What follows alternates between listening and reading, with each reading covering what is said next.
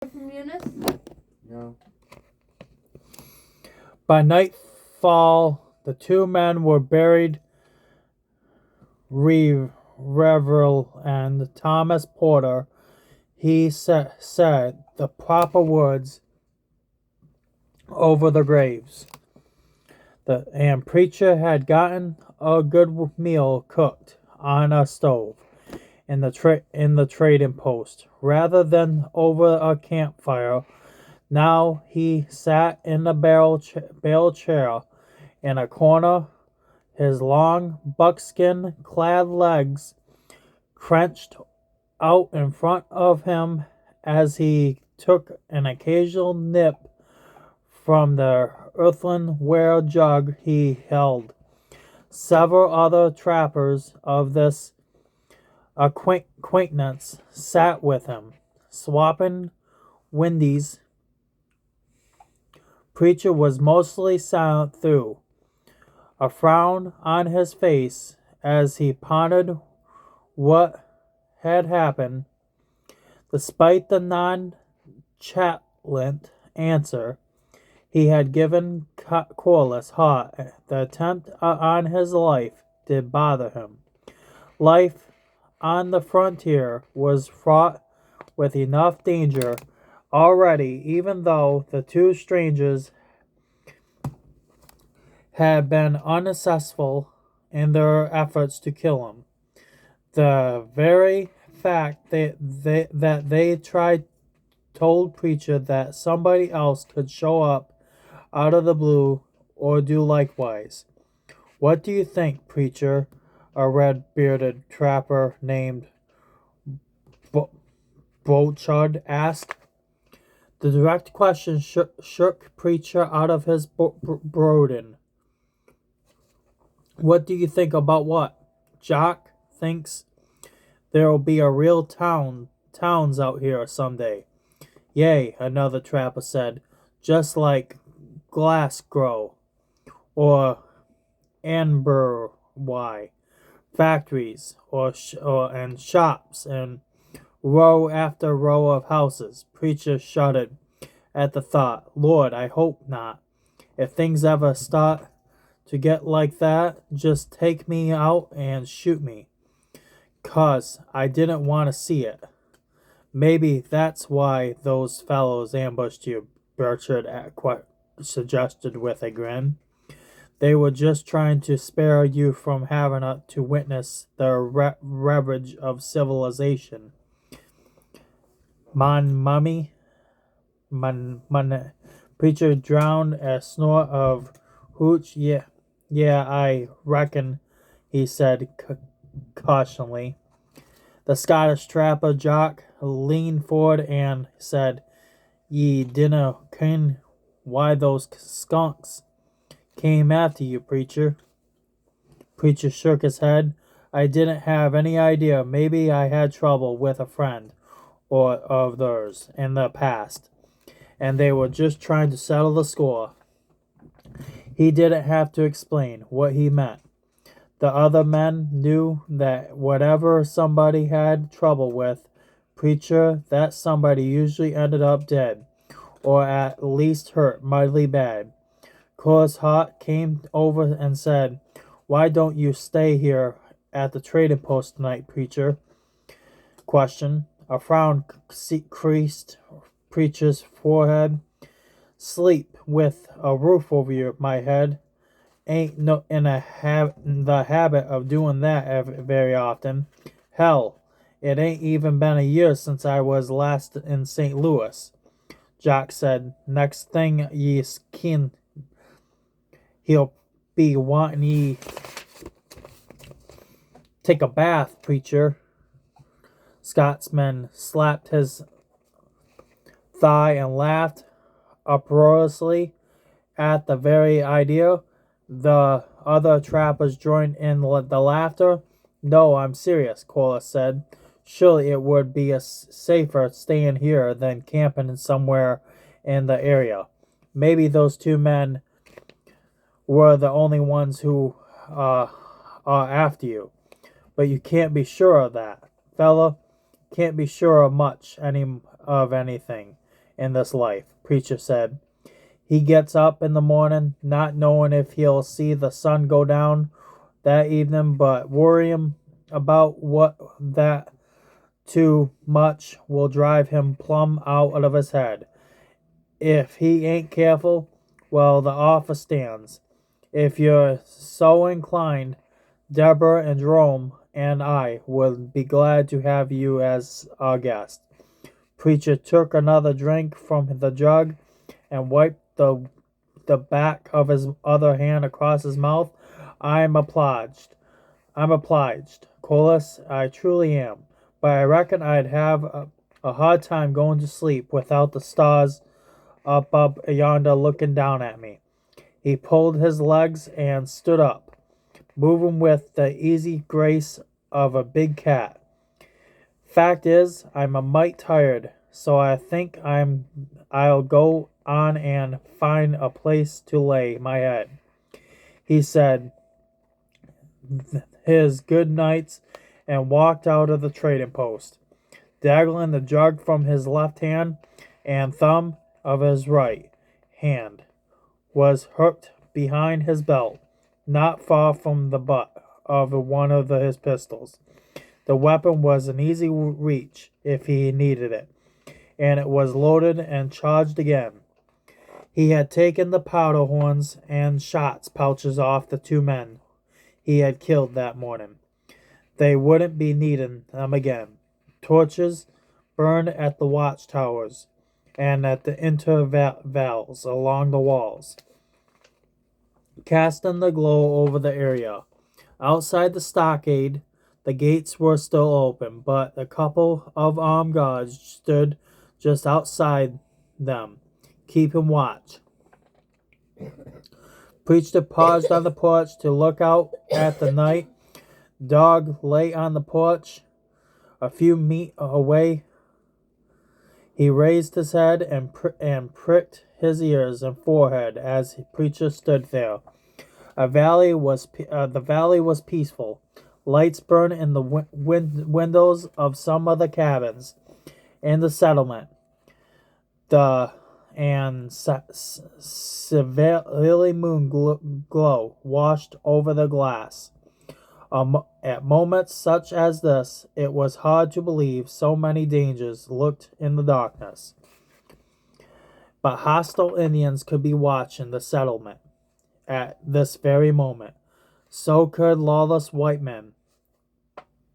For that matter, bandits weren't common on the frontier. Bandits weren't common on the frontier, but they weren't hard heard of either. Storms could be brewing, natural or man-made. A fella never knew. The preacher gave a little shake on his head. It wasn't like him to mope around like this. He had left his belongings on the porch, wrapped up in a bedroll. He picked them up and growled, "Come on, dog," and stepped down from the porch. A big cur rose and pedaled after him. He had already put horse away in the padlock adjacent in the stockade. After dickering with Jerome over the load of pelts and two horses, they had come to an agreement without much trouble. Preacher knew he couldn't have gotten more for the furs in the St. Louis, but that would have meant going to St. Louis. The Hots paid him enough to take care of his simple needs. He planned to walk out into the trees that came right up to the edge of the settlement and places.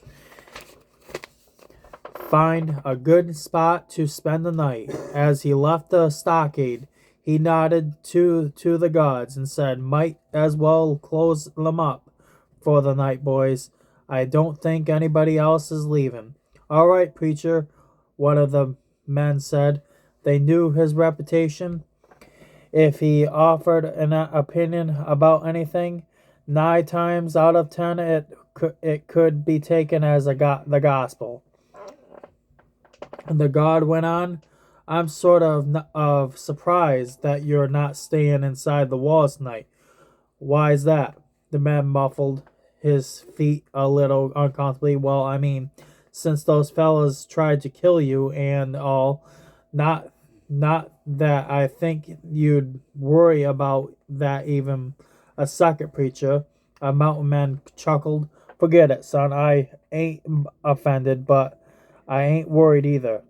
To tell you the truth, if there was somebody else out there in the might in the night looking to kill him, he almost hoped he'd go ahead and do their damnedest.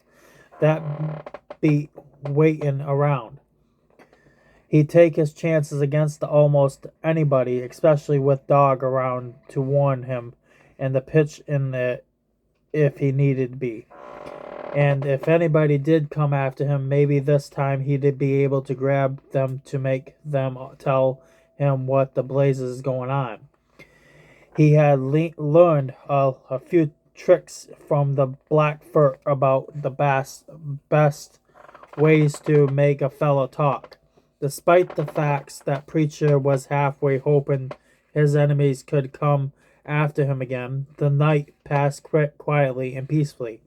He slept lightly as always, resting but ready to come fully awake at an instant's notice.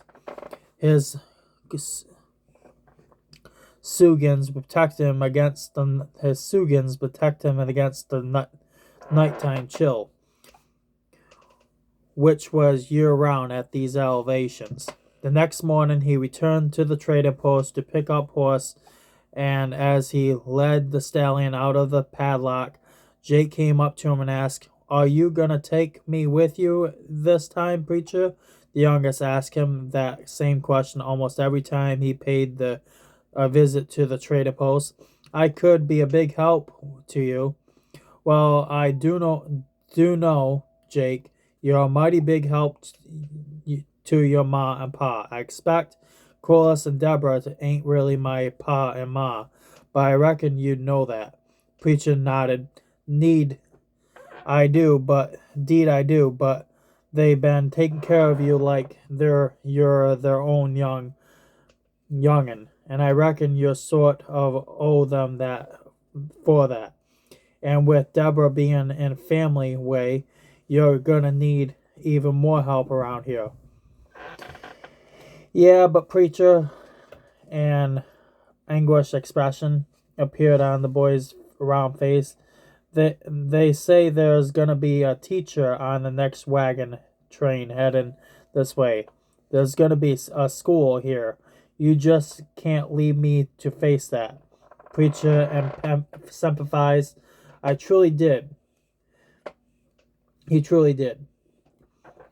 And he had never had much education himself before he left the family farm and headed west.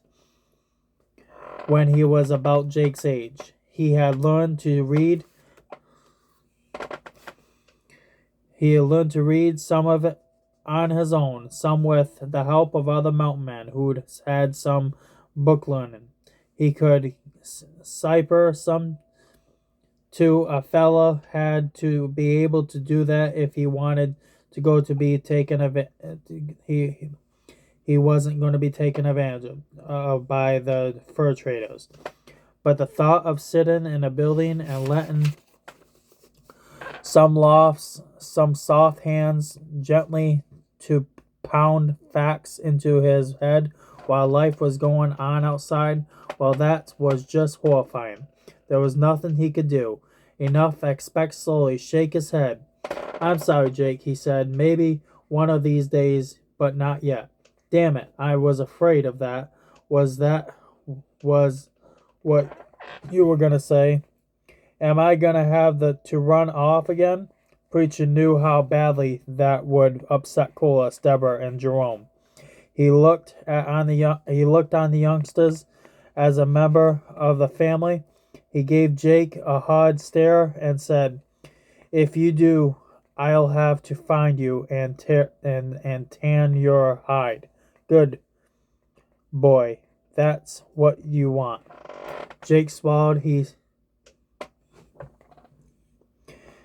Jake swallowed. He knew that there was nowhere he could go in the mountains where Preacher couldn't find him. All right, he said, but not bothering to hide the reluctance in his voice. I guess I can give it a try, Preacher, but only if you promise me that one of these days I'll be your partner. Preacher hesitated. He wasn't the sort of man who gave his word lightly. At the same time, he couldn't really see himself taking some green kid under his wing and trying to teach the sprout how to take care of himself. Jake's had him over a damn barrel, he thought. All right, he finally said, but I decide when you're ready to go with me. Deal. Jake held up a pudgy hand. Deal. Preacher shook with the boy and then handed him back the pack horse's reins. Here's hold these while I mount up. He swung up onto the horse's back and took the reins from Jake. He had already said his goodbyes to the Huts and to Petey Carey and Birchbird and Jock as well. He lifted a hand in the farewell as he said, "Be seeing you," and nudged horse onto a trot that carried him through the open gates of the stockade. He looked back once and saw Jake standing there, just outside the walls, watching him ride away. Preacher left the settlement behind him and worked his way up toward the pass. He was going back to the same area where he had been when he attempted on his life. When the attempt on his life was made, he had traps there that still needed tending to, and being sure wasn't going to let what happened scare him off. When he reached the pass, he paused to look down into the valley at the settlement.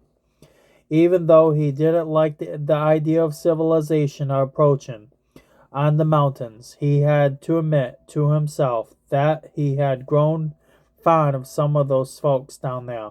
Course was a bit of a westel at times. Deborah could be a mite bossy, and Jerome was just downright annoying more often than not. But they were good people and had demonstrated that on more than one occasion. Jake was Jake, for good or bad. There was no other kid quite like him. Preacher liked quite a few of the other folks too. Maybe in the long run, civilization wouldn't be such a bad thing. Lost in those thoughts, he had rode through the pass leading to the pack horse. At first, Preacher almost didn't notice the low-pitched rumble that sounded somewhere from above him. But he heard it, and his instincts warned him that something was wrong. He jerked his head up to the pier toward the direction of the noise, and his eagle-sharp eyes saw instantly what was happening. High above him in the pass, rocks had begun to fall, taking other rocks with them. In a little more than the blink of an eye, thousands of tons of stone had gathered steam and was sliding down the slope right towards Preacher, crushing everything in their path. The end. Hope you guys enjoyed. That was my story for today. Hope you guys have a good day. Next 2 days we'll be on chapter 4. You guys all have a blessed day and see safe. And God bless you. Have a good day.